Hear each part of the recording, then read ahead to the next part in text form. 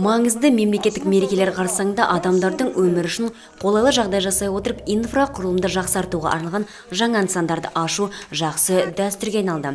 Қазақстанның егемендік мерекесі қарсаңында да осы бастама жалғасын тауып, қаламыздағы спорт нысандардың қатары артты. Спорт алаңының салтанатты ашылуына қатысқан қала әкімі Еркебұлан Байахметов жастарды спортқа тарту, туған қаласы мен елінің нағыз патриоты болу мүмкіндігін жасап берген үшін қала тұрғындарының атынан Самұрық-қазына акционерлік қоғамына алғысын білдірді. Сегодня открываю эту площадку, хотелось бы сказать.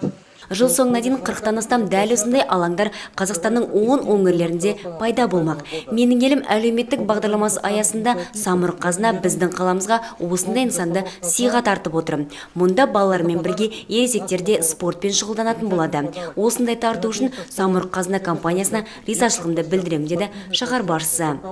Самұрық-қазына Траст әлеуметтік жобаларды дамыту қоры «Менің елім» әлеуметтік инвестициялар бағдарламасы аясында Самұрық-қазына акционерлік қоғамының компаниялар тобы 4 шағын ауданда жаңа әмбебап спорт алаңының ашылуына мұрындық болып отыр.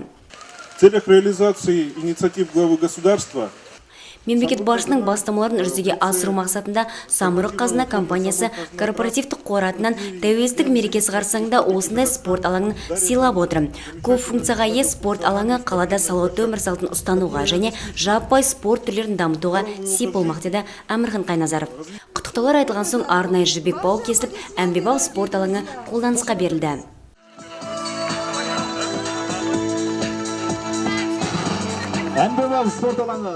Футбол, хоккей корты, балалар алаңы мен тренажерларды қамтитын жаңа алаңда кешкі уақытта жаттығу үшін жергілікті бюджет есебінен жарық диодты шамдары бар бағаналар орнатылған. Ал қауіпсіздік мақсатында бақылау камераларын орнату жоспарланды. Тағы бір айта кетерлігі, алаңдар инклюзия элементтерін қамтиды. Сондықтан ерекше қабілеті бар балаларға да қолжетімді болмақ. Жаңадан ашылған спорт алаңына жергілікті батыр балалар және жасөспірімдер клубы қызмет көрсетеді. Проводим подготовительную работу и будем с завтрашнего дня заливать, и здесь будет каток. Қазіргі таңда дайындық жұмыстарын жүргізудеміз. Алдағы уақытта алаңға мұз төселіп, жерлестеріміз отбасымен бірге коньки тебу үшін келулеріне болады. Сонымен бірге мектеп оқушыларда спортпен шұғылдануларына мүмкіндік бар. Они могут приходить свободно заниматься спортом.